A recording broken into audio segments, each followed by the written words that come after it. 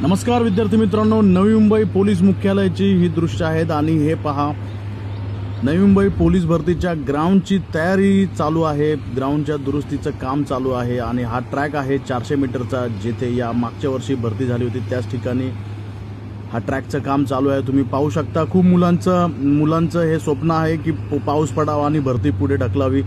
पण विद्यार्थी मित्रांनो, सत्य परिस्थिती अशी आहे की पोलीस भरतीच्या ग्राउंडच्या सगळ्या ठिकाणी तयारी चालू आहे आणि तुम्ही पाहू शकता हे ट्रॅकचं काम सुद्धा चालू आहे 400 मीटरच्या।